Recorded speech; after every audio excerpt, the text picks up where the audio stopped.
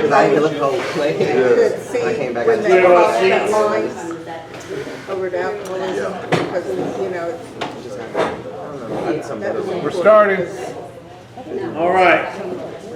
I wasn't. So before we continue, has anybody got any questions on last week? We went over some important points.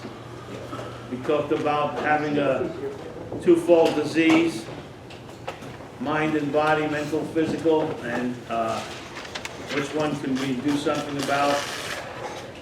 The physical. And we talked about it being a physical, right? Does anybody got any questions about that? I think we also talked about the two powers, right? Last week, two powers and one solution. Our fellowship. Does anybody got any questions on that? Or is everybody okay with that?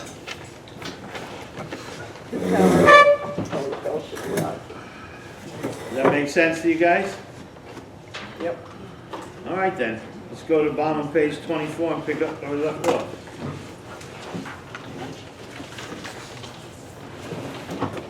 And of course, the title of this chapter is we talked about that too, right? There is singular, one solution. There aren't multiple solutions. It's not door number 1, 2, or 3. It's just there's one solution. Okay. On the bottom of page 24, it says, when this sort of thinking is fully established in an individual with alcoholic tendencies, he's probably placed himself beyond human aid. I think we talked about that actually, right? And human aid also meaning the fellowship, right, is a human aid. Okay. So on page 25, that first paragraph is the solution, and we went over that. It's the first 7 steps. Okay? So the first 7 steps is the process of recovery. Whatever you're working the steps on, after you've gone through these first 7 steps, you should have recovered from that. Hopefully. But of course there's other steps because now we'll go outside of ourselves and start fixing some wreckage, and then we improve our relationship with God, and then we carry this message to others. All right, come on in, come on in. All right. So,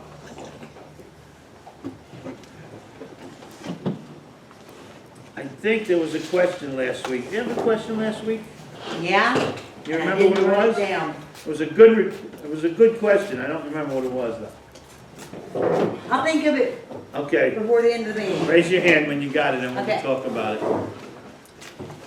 Okay, so the great fact is just this and nothing less. That we have had deep and effective spiritual experiences which have revolutionized our whole attitude toward life, toward our fellows, and towards God's universe. And remember when we started off, we did this here, the circle and the triangle, and we talked about all the things that it actually represents, right? God, self, and others, and here's what he's talking about now. But look at the word, there's something interesting here. He says, we have had deep and effective spiritual experiences. And he uses the word, it's plural, experiences. I'm on page 25, the second paragraph. The great fact is just this and nothing less. That we have had deep and effective spiritual experiences, plural. And what that means, that's important because I'll share with you, when I was about 2 years sober, I had a very deep and effective spiritual experience. And looking back on my life all these years later, I probably could have rode that experience for months I probably didn't have to go to a meeting. I probably didn't need to speak to my sponsor. I probably didn't need to work with any other alcoholics or nothing. I could have just rode that spiritual experience that I had at that point in my life because it was that powerful. But of course I didn't do that. I kept doing all the things that we do. But my point is, as powerful as that experience was, it was never, and I've never had one that is powerful enough to keep me sober from that day all these years. So what that means then is we need to keep having spiritual experiences. Does that make sense to you? So no matter how great of a spiritual experience you've had, it's good for a certain amount of time. You got to keep doing what you're supposed to do, and then you got to have more of them. And if you notice that after the first 7 steps, when I said the first 7 steps is the process of recovery, so after the first 7 steps, this is where the deep and effective spiritual experience kicks in. So if I do the first 7 steps on whatever I'm working the steps on, I could expect to have another deep and effective spiritual experience. You with me on that? Mhm. So I just wanted to point that out because it is plural for a reason. And that is our common solution, really. So the central fact of our lives today is the absolute certainty that our Creator has entered into our hearts and lives in a way which is indeed miraculous. He has commenced to accomplish those things for us we could never do by ourselves. So, not the first time and not the last time in the book, it describes us as, it describes with us miracles. And I don't know what you would call it, anything but that, anything short of that I don't think is correct. That we are a room full of miracles. I've already shared with you that before I got here, I couldn't go 5 minutes without taking a drink. 5 minutes. To be truthful, I probably couldn't go 3 minutes. But I might have pushed it and made 3 minutes at one time, I don't know. But I couldn't go 5 minutes. And I'm free of all that today. And I don't, it's not controlling my whole life, alcohol and drugs and just the whole thing that goes with that, the whole gamut of it. So I'm free of that. I don't know what you call that, but I definitely call that a miracle. For somebody like me to be who I am now compared to who I was is a miracle. Nothing short of that. And each of you, I'm sure, are miracles in your own right. So he says here, if you are as seriously alcoholic as we were, we believe there is no middle-of-the-road solution. So there's no middle of the road. I laugh when I'm in a meeting, somebody shares about sitting on the fence, They're sitting on the fence. There's no fence. there is no fence. People will share like, I'm not sure if I'm alcoholic. Nobody wakes up in the morning and says, my life is great, I think I'll join AA. If you're anything like I am, this is the last house on the block for us. We've tried everything humanly possible not to wind up here, and this is where we wind up, right? So there's no middle-of-the-road solution. It's like being half pregnant. There's no such thing, right? You're either pregnant or you're not, right? And you're either sober or you're not. You're either sober and you're growing spiritually, or this disease is doing you and you don't even know it yet. So there's no middle-of-the-road solution. We were in a position where life was becoming impossible, and if we had passed into the region from which there was no return through human aid, we had but 2 alternatives. One was to go on to the bitter end, blotting out the consciousness of our intolerable situation as best we could, and the other, to accept spiritual help. Now that seems like a really silly statement, doesn't it, if you think about it? Blotting out the intolerable situations as best we could,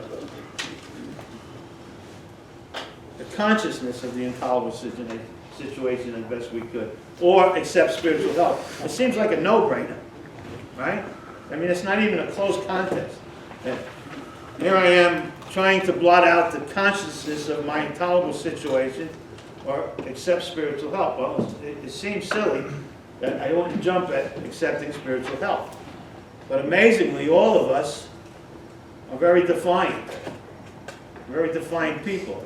And even though this spiritual help is being offered to us, we still want to blot out the consciousness of our intolerable situation as best we could.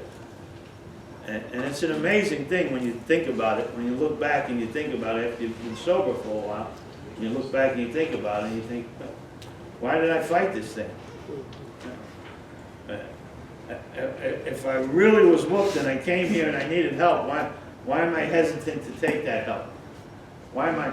And I don't know what the right answer for that is, except that I was comfortable in the misery that I was in, because I was in that misery and that pain and that suffering for so long that it was my norm. Remember we did the scale the first week or second week, we did that scale, and this is your well, when I got here, dysphoria was my norm. And I was very comfortable in that, even though my life was a mess. And then you want to change that, you want to give me all these things to do now and the spiritual help, and I'd rather still sit there and try to blot out the consciousness of my intolerable situation as best I could.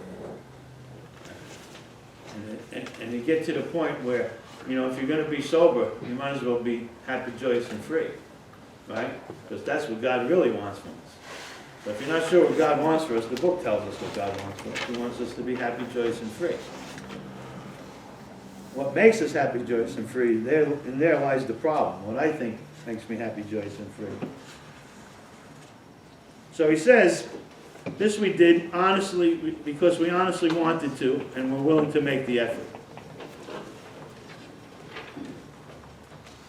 So skip down to the second paragraph. It says, and he's been talking about the guy that went to Dr. Young, and the guy he's talking about is Roland. And at the end of that first paragraph, he says, more baffling still, he could not give himself no satisfactory explanation for his fail. So I think we talked about Roland the first week or so when we were here, that he had spent time with Dr. Young, and he came from a family of money, and on his way back to America, he stopped in Paris for a couple of days, had a big party, and he got loaded.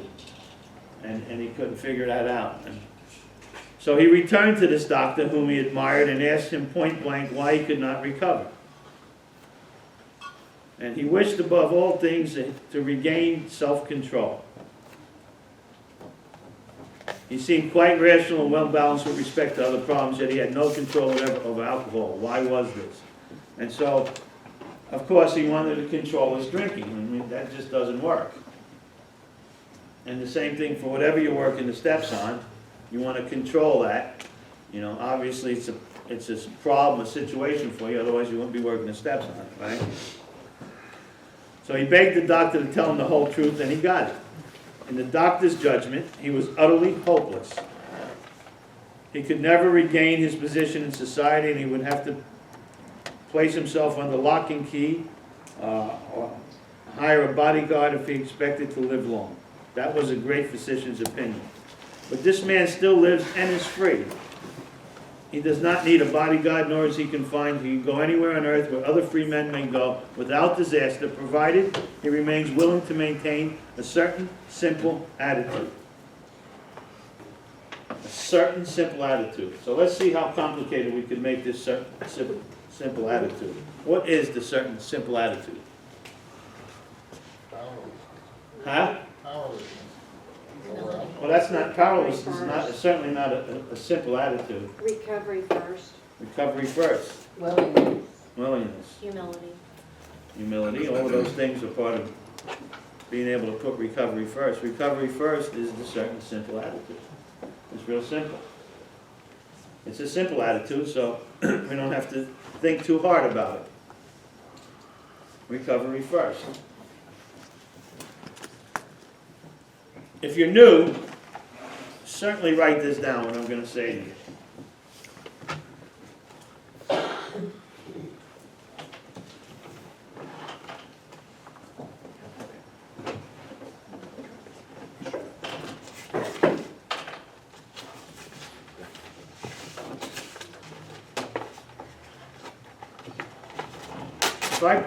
If I place recovery before the rest of my life and try to fit the rest of my life around recovery, I will succeed in this program. But if I try to fit recovery around the rest of my life, I will almost certainly fail. You start over. If I try. I had to think about what I was gonna say, and now that I said it, I don't remember what I just said, so. It's about learning how to fit the rest of your life around recovery, rather than trying to fit recovery into your life. That's the simple attitude, okay? So, for instance, as an example, I know when I'm gonna go to a meeting, and nothing is written in stone. I need to be flexible. I can press change and rearrange if something comes up. But basically, I know when I'm going to go to a meeting. I know when I'm going to talk to my sponsor. I know when I'm going to talk to my sponsees. I know when I'm going to read the book. I know when I'm going to pray. And now I've got, I've got a wife. I've got a family. I've got a business, and I've got to learn how to fit all of that around my recovery. Because what happens to us is, especially when you get sober, we start getting busy. We start getting a life back, and we become busy. And we start putting things in front of our recovery. And I'm going to try to fit the recovery around this busy life that I have now, this busy job, this busy family life. I haven't been a good husband, I haven't been a good dad. I'm going to spend more time with the kids. I'm going to work harder to make up all the money that I blew all those years, and all these things that I tell myself. And little by little, I start putting things in front of my recovery. Because after all, I'm sober now. I have arrived. Right? That's what Bill said. He has arrived. So that's very dangerous, and that's a sure sign of failure. So we have to learn how to fit our life around recovery. Okay? And it's not hard to do. In fact, the amazing thing is that the more busy we become as we get sober and grow spiritually, the more things we got going on, and the more easy it is to fit everything in. That's just the truth. That's just what happens. So, know when you, if you have to make a schedule, make a schedule. If your life is that chaotic, make a schedule. I'm going to go to this meeting at this time, this meeting at this time. I'm going to read my book at this time. I'm going to hit my knees at this time. I'm going to talk to my sponsor at this time. Write it down. But if you're sober, you have a routine, you know what it is, and if you have to change it, you can change it. I'm just one that believes if you're new, you should be in a meeting every day. At some point, this is a big town, and there's lots of meetings, and pretty much any time of the day you can go to a meeting. I had a friend driving through here yesterday from Florida, and he stopped in and he wanted to go to a night meeting. I don't go to night meetings anymore. It's been about 15 years, so I really don't go to night meetings anymore. So I drove down here and came over here last night to the Western Club and went to the 8 o'clock meeting. And that was a change for me, but it's never a bad thing to get another meeting in. But anyway, that's the important thing, is the certain simple attitude is to put recovery first. Okay? And if you do that, you'll have time for the family, you'll have time for business, you'll have time for recreation, you'll have time to, do whatever you need to do. You will have the time if you learn how to work your life around recovery. So look at what the doctor told me. He says, some of our alcoholic readers may think that they can do without spiritual help. Let us tell you the rest of the conversation our friend had with his doctor. The doctor said, you have the mind of a chronic alcoholic. I have never seen one single case recover where that state of mind existed to the extent that it does in you. Our friend felt as though the gates of hell had closed on him with a clang. He said to the doctor, is there no exception? Yes, replied the doctor, there is. Exceptions to cases such as yours have been occurring since early times. Here and there, once in a while, alcoholics have had what are called vital spiritual experiences. To me, these occurrences are phenomenal. So what is that phenomenon? It's something different, something out of the ordinary, isn't it? Because if you notice what we're really talking about in this whole paragraph here, we're talking about change over and over again. To me, these occurrences are phenomenal. They appear to be in the nature of huge emotional displacements and rearrangements. That's change, isn't it? Ideas, emotions, and attitudes which were once the guiding forces of the lives of these men are suddenly cast to one side. More change. And a completely new set of conceptions and motives begin to dominate them. More change. In fact, I've been trying to produce some such emotional rearrangement within you. More change. It's all about change. With many individuals, the methods which I employed are successful, but I've never been successful with an alcoholic of your description. So this is all about change, right? Early on in the book, the doctor told us that we have to have an entire psychic change. Remember that? We have to learn how to entirely think differently. And so here you'll see here that we're talking about rearranging and displacements and all these things that all are about change.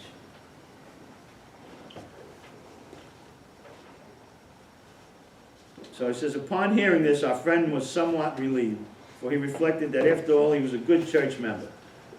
This hope, however, was destroyed by the doctors telling him that while his religious convictions were very good, in his case, they did not spell the necessary vital spiritual experience. So I have met, and those of you that have been sober for a while, I'm sure you've met them too, I have met many priests, rabbis, nuns, over the years that I fellowshiped with, and many of them. And they've all said the same thing. Probably a dozen or more. They've all said the same thing. They've all said that they never understood God or found God till they got sober. There was one guy, him and I spoke in a convention in Kansas City one year, Father Leo.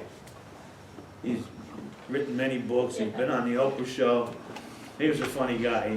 He was sharing about when he was doing a funeral one time and he was so drunk he fell into the hole with the coffin. That's pretty sad. That's pretty sad.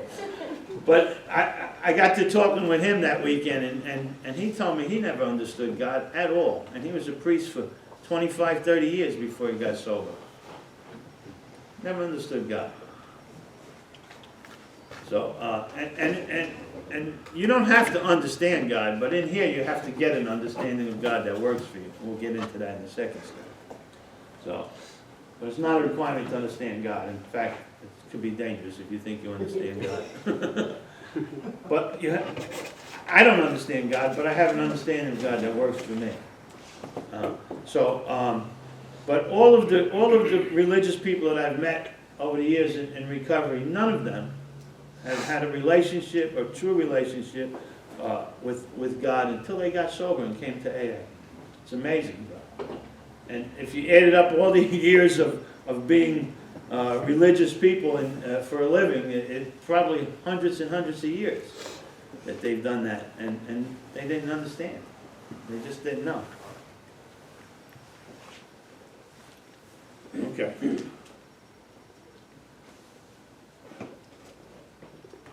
So we're on page 28. It says, here was the terrible dilemma in which our friend found himself when he had the extraordinary experience, which, as we have already told you, made him a free man.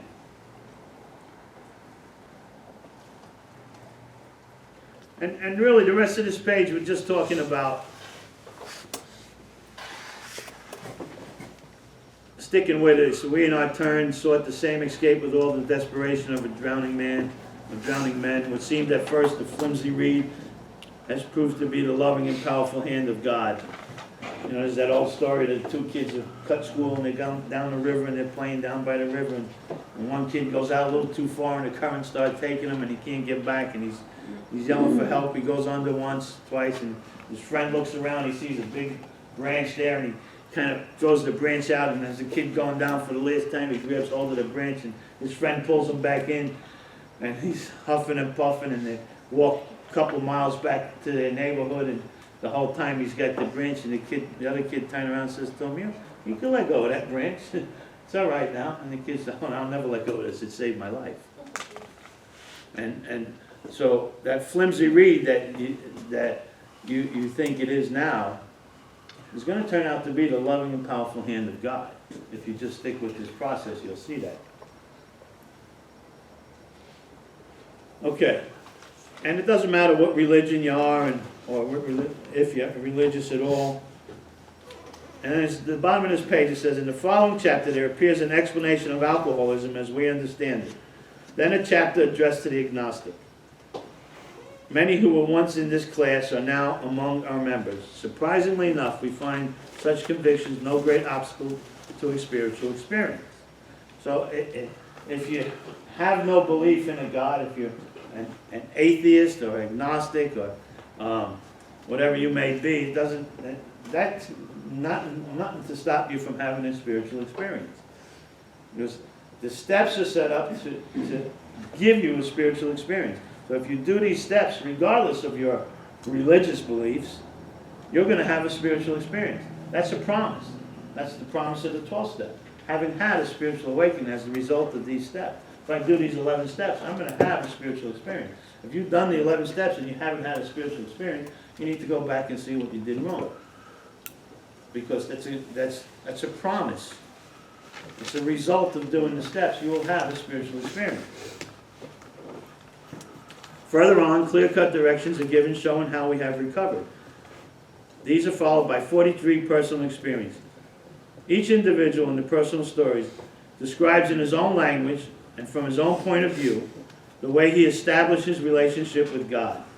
So all the stories in the back of the book are about step 2. So after, we already talked about this once. We don't just read the first 164 pages. There's too much emphasis on the importance of the first 164 pages. The book tells us to read the book through and through. It tells us to read all the stories in the back of the book, because they're all about what we just said. They all describe in their own language, from their own point of view, the way they establish the relationship with God. These give a fair cross-section of our membership and a clear-cut idea of what has actually happened in their lives. We hope no one will consider these self-serving, self-revealing accounts in bad taste.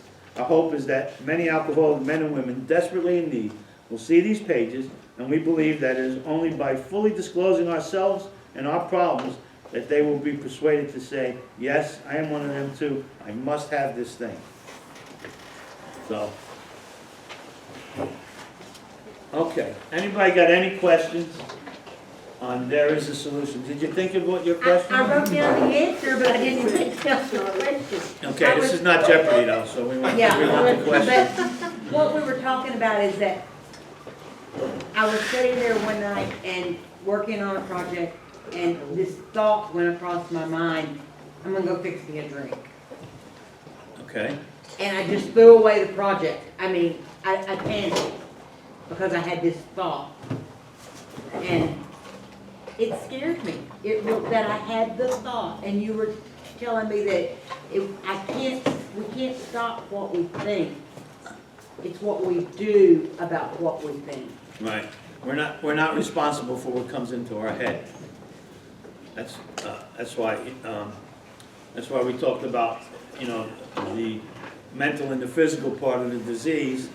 Which one can you do something about? Well, we can do something about the physical. I could not put it in my body, but I cannot not think. In fact, the more I try to not think about alcohol, the more I'm going to think about alcohol. So we don't want to knock those thoughts out or discount those thoughts or try to avoid having them. We just have to play the tape through and understand what we're dealing with, And for somebody that, and whatever you're working the steps on, you're going to run across the same problem. Right now it's a drink, 5 years from now you're working the steps on something else, it's going to be that. But to not have those thoughts worries me. Now, how long have you been sober? 15 months this week. 15 months this week, very good. So if you didn't have a thought like that or so, I'd be concerned.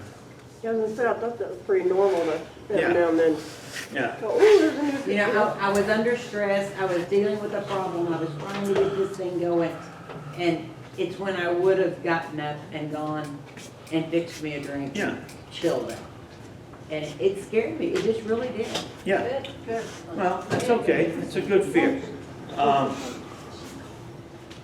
Yeah, but that's quite normal. You know, my first year sober, I sat in meetings and all I did was smile and nod my head because everybody was smiling and nodding. How you doing, Dan? Doing good. And I was dying inside, and I didn't want you to know that I was dying inside.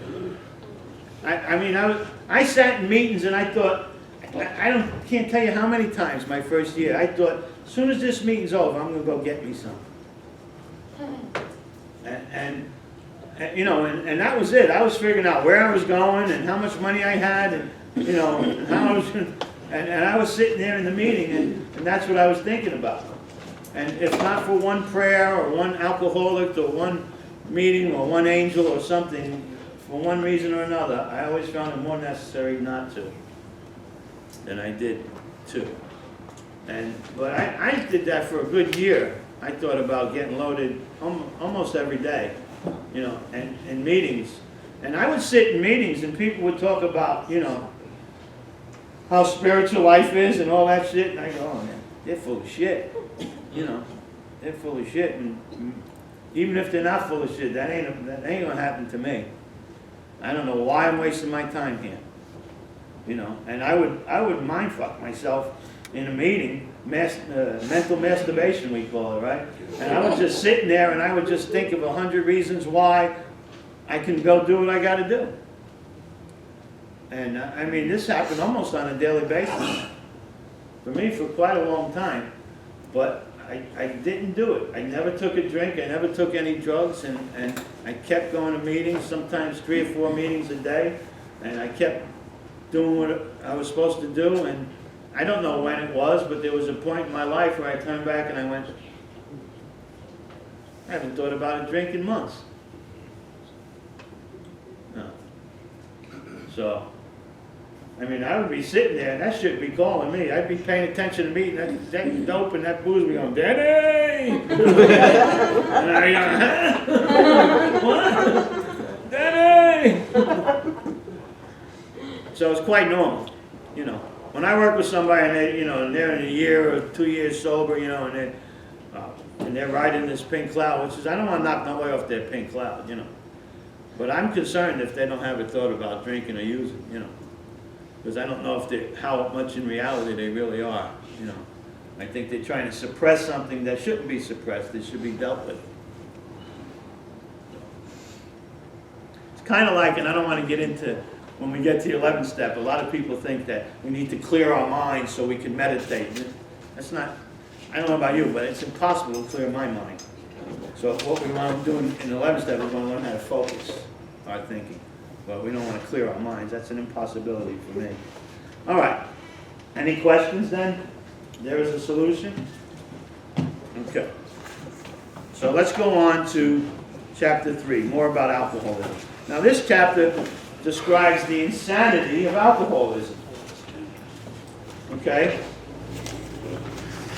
And this chapter is strictly about the insanity of alcoholism.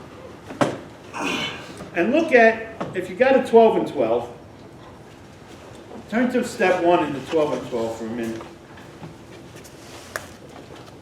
And if you don't, I'll read it to you. Because what Bill wrote here in the big book, in the first paragraph, when he wrote the 12 and 12, he wrote almost the same thing. In the big book it says, most of us have been unwilling to admit we were real alcoholics. No person likes to think he is bodily and mentally different from his fellows. And in the 12 and 12 he says, who cares to admit complete defeat? Practically no one, of course. So he's saying the same thing. Every natural instinct cries out against the idea of personal powerlessness. Who cares to admit complete defeat? Practically no one, of course. No person likes to think he is bodily and mentally different than his fellows. So here's something that we forget. We that have been sober for a while and we're working with new people, we forget this. And what we forget is that Who cares to admit complete defeat? Practically no one. So if practically no one cares to admit complete defeat, then guess what? Practically no one does admit complete defeat. I'm going to say that again so you follow me. If practically no one cares to admit complete defeat, then practically no one does admit complete defeat.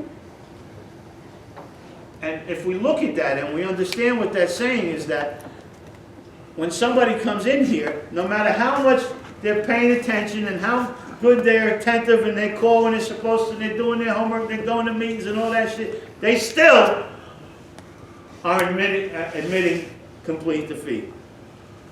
They've admitted a good level of defeat, but not complete defeat. Who cares to admit complete defeat? Practically no one. So practically no one does. And I forget that when I'm working with new people because I'm sober. And admitting complete defeat to me is not a problem. And I think, why aren't you getting this? And I forget that that's how they are. That's how we are. That's how new people are. Nobody comes in here and admits complete defeat. They'll say, I'm whooped. That's why we have to do the work that we have to do in step one, because otherwise the transaction is like this. Will you sponsor me? Yeah. Are you powerless over alcohol? Yeah. Is your life unmanageable? Oh, yeah. Okay. You believe that there's a power greater than yourself? I don't know. Are you willing to believe? Yeah, I'm willing to believe. Okay. You ready to make a decision? Yeah, I guess so. Okay. Let's write an inventory. And the foundation of the program is gone. It's not there. And somebody's sober for 2 years and they don't even know what it is to be an alcoholic. They don't know why they're powerless. They don't even know what the first step in recovery is. And I told you last week, I said to you last week that if you stay here and do this work that we're doing together here, by the time we get to the end of the first step, you will know the truth about yourself. And if you know the truth about yourself, you'll never be able to drink or use on that truth again. Ever. You will not drink or use on that truth. It would be impossible for you to drink and use on that truth. The only way, once you know the truth about yourself, that you can drink or use after that, is that you have to completely ignore and block out the truth and buy some insane, stupid lie. And that happens quite often. But if you stay in the truth, you can never drink or use. What we do in Alcoholics Anonymous is we create who we'd like to be. What a great gift that we have that most people don't get that opportunity in life. But we create who we'd like to be by understanding who we don't want to be anymore. And if you go through these steps, you will learn about who you don't want to be anymore. And you will have the tools and the opportunity to create who you'd like to be. And we go through complete personality, character changes. Complete characteristic changes. And I'll show you them as we go through the book. Complete personality changes. If you don't think it's true, it's in the book. You will completely change who you are as a result of this stuff. That's what a spiritual experience is, isn't it? If you have a spiritual awakening, you're able to do and be and act like you've never been able to do, be, and act before. That's a complete change. And if you stay in the truth, you cannot drink or use on that truth. So once we understand the truth about ourselves here in step one, we're going to get into the next important step to build our foundation, which is the second step. Because I don't have the ability to see the whole truth and nothing but the truth. Only God does. So I need to learn how to tap into this power that's God. And if I can tap into this power that's God, then I'm able to stay in the truth. And if I'm in the truth, I'll never drink or use again. Before I got sober, I would literally do anything to get loaded. I mean, I don't want to sound cruel, but the truth of the matter is I would kill you in a heartbeat if you stood in my way. That's my truth.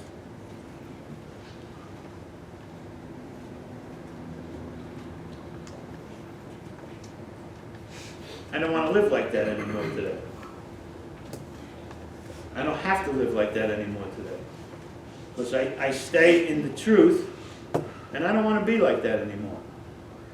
So I've had the opportunity to create who I'd like to be in this program by understanding who I don't want to be. I was in prison for years. I could definitely tell you I don't want to be a prisoner anymore. And when I got out of prison, I was still a prisoner in my mind. And I don't want to be that no more. So I have to find a different way to live, and that's what we're talking about. That's what it talks about in how it works. All right, when we talk about they are naturally incapable of grasping and developing a manner of living which demands rigorous honesty. It's a manner of living that we're talking about. It's not about drinking or not drinking.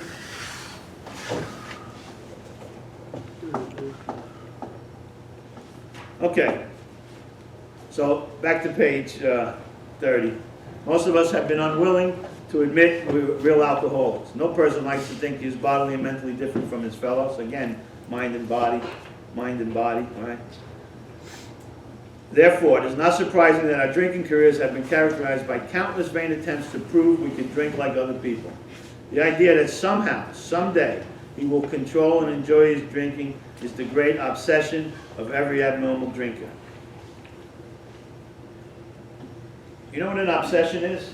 I'm going to give you a good definition for the word obsession that works for us. An obsession is a thought that excludes all other thoughts. Period. Real simple. You might want to write that one down. An obsession is a thought that excludes all other thoughts. Doesn't matter that my daughter is making, has a birthday party going on, or she's in a play, or it doesn't. Nothing matters. Because when I think about getting loaded, I'm going to get loaded. The obsession is a thought that excludes all other thoughts. Then he says, the persistence of this illusion is astonishing. Many pursue it into the gates of insanity or death. Do you know what an illusion is? An illusion is, anybody ever see a magician go to the circus or something, and there's an elephant there, and he puts the curtain up, and then he pulls the curtain down, and the elephant's gone, and everybody goes, ah! The elephant disappeared. No, you don't make a 5,000-pound animal disappear. It's an illusion. I believe I see something that isn't so. That's an illusion. A little bit further down in the next paragraph it says, the delusion that we are like other people or presently maybe has to be smashed. The delusion. So an illusion is a trick of the mind. That's what an illusion is, right? I believe I see something that isn't so. A delusion is I believe something that isn't so. Like towards the end for me, I'd look out the window and those people, they were there. And I don't know, if you know what I'm talking about, but try living in New York City with 10,000 windows all around you. They were watching me,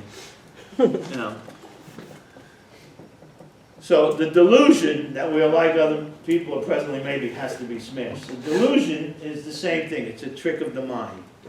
A delusion is I believe something that isn't so. An illusion is I think I see something that isn't so. They're both tricks of the mind. So here I am, sober, wanting. The normal thing for me is to drink and get high. So I'm fighting that.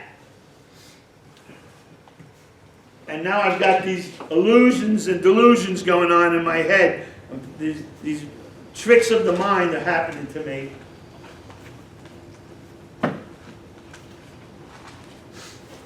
Now, when you're sober and you stay in the truth, these delusions and these illusions aren't so real. But if all you're doing is going to meetings, you're going to fall prey to that stuff. Remember we did the test tube alcoholic, and we were left with all of those things, because all we did was remove the alcohol and the drugs.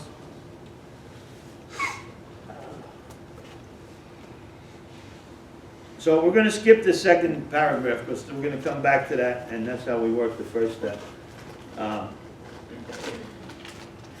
So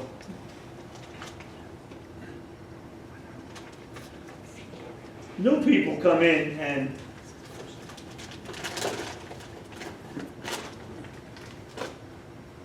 I don't know about you guys, but when I was dying, when I got here, I was dying. And I had to be real serious about saving my life, basically. And that's why I don't get some people that come in here and they're getting ready to begin to start to commence to get sober. You get that one? They're getting ready to begin to start to commence to get sober.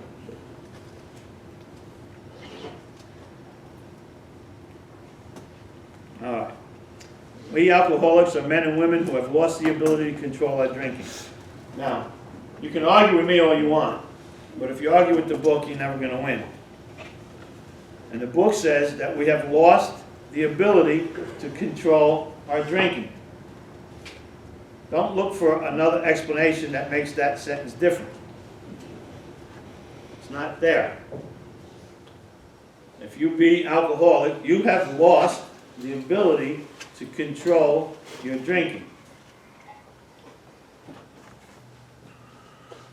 We know that no real alcoholic ever recovers control. So just to enforce that sentence, Bill says to you that we've lost the ability to control our drinking, and he says to you, we know that no real alcoholic ever recovers control.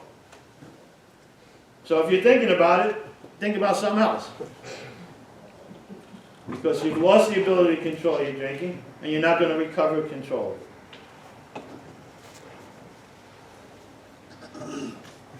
And he goes on to tell us how we feel about that. All of us felt at times we're regaining control, but such intervals, usually brief, were inevitably followed by still less control, which led in time to pitiful and incomprehensible demoralization. Now, when I get a new person to ask me to help them, I always take them to this paragraph and to that sentence, and I ask them if they can relate to those three words. Pitiful, incomprehensible, demoralization. And if they say, no, I don't relate to that, I say, you might. I don't know why you want to get sober then. Because if you're whooped, you're pitiful. How you've been living and what you've been doing has been pitiful. Incomprehensible. Think back when, on that scale, when you first started. The way you're living now and when you began, how you're living now is incomprehensible. You would never think of yourself living and doing the things that you're doing. It's incomprehensible, and it's demoralizing. You don't have to be sober for any period of time. You don't have to be sober at all to realize that that's how we get when we got here. Pitiful, incomprehensible, demoralization. Three powerful words that perfectly describe how we are at this point in our lives.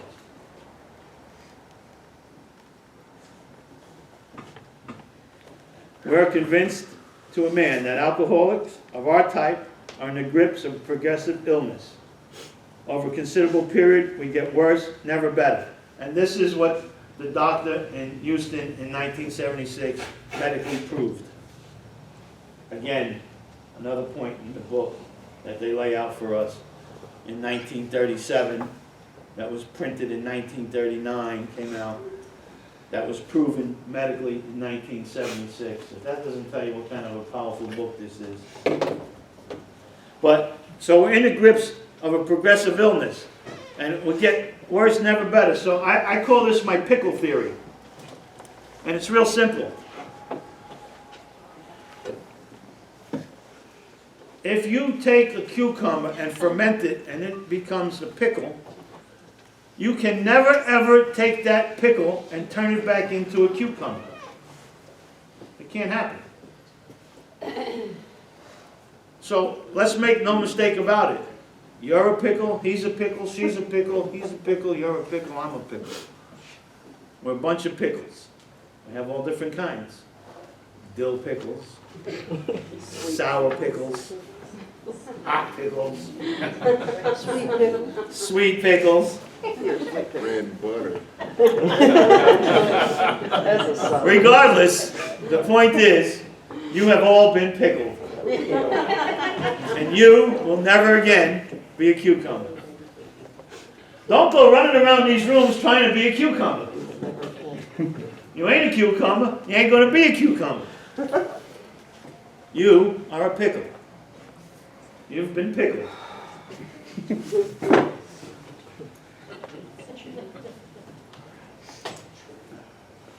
One of the things that we do here in the first step is, you know, it's not so hard that when we come in here and we get sober, right, we don't really have to work the first step so much because we just spent the last 20 or 30 years of our life working the first step, didn't we? Now we just got to get it down so we can understand it. So you've already done the first step work. How many times have you proved your powerlessness and your unmanageability? Okay? Now you just have to understand that. You have to understand where that comes from, why, and all that stuff. You have to be committed to this. You can't participate in recovery, people. You can't participate in recovery. You got to get serious. You got to be committed. There's that old AA joke that if you look at a plate of ham and eggs, right? And every time we used to go out to the diner when I first got sober, somebody would always say the same thing with the ham and eggs, right? You look at the ham and eggs, right? The chicken participated, but the pig was committed. The pig was committed. All right.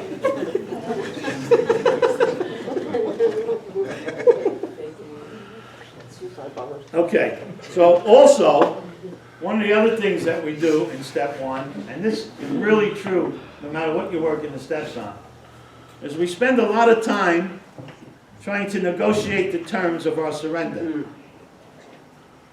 I'm going to say it again for you so you understand. We spend a lot of time trying to negotiate the terms of our surrender. I always use the analogy of there's a guy in the military and he's overseas and he's fighting in a little war, right? And he's in the woods and he's cut off from his troops and he's surrounded by the enemy. And he's got two choices.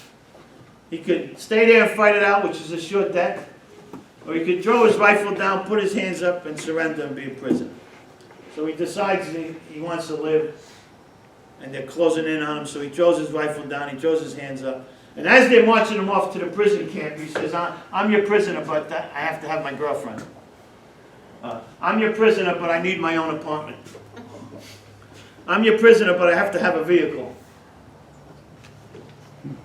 Silly, right? Doesn't make any sense. Because the truth of the matter is, I'm your prisoner, tell me what to do. So don't come in here and negotiate the terms of your surrender. If you're whooped, and you've thrown your hands up, then just do what you're told, and you might be okay.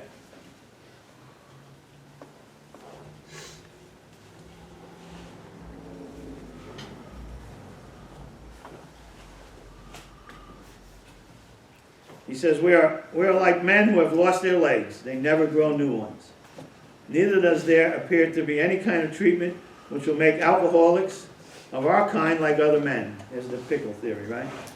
We have tried every imaginable remedy. In some instances, there has been brief recovery followed always by a still worse relapse. Physicians who are familiar with our alcoholism agree there is no such thing as making a normal drinker out of an alcoholic. Science may one day accomplish this, but it hasn't done so yet.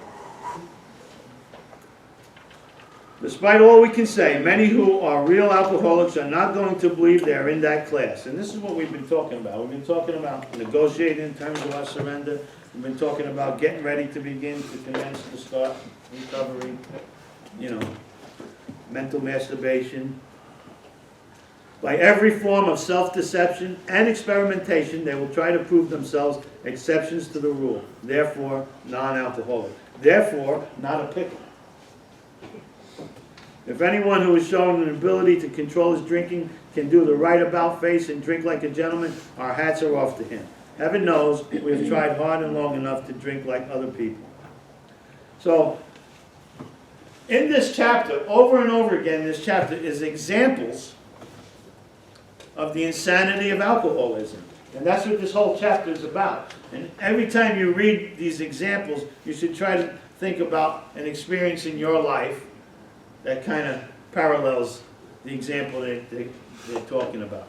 And this is a great example here, because we've all tried to prove ourselves not a pickle. And then he gets cute here, Bill, and he gives us different kinds of ways that we've tried to stop, taking a trip, not taking a trip, swearing off forever, with or without a solemn oath, and all kinds of ways. And he says, we do not like to pronounce any individual as alcoholic, but you can quickly diagnose yourself. Step over to the nearest barroom and try some controlled drinking. Sorry.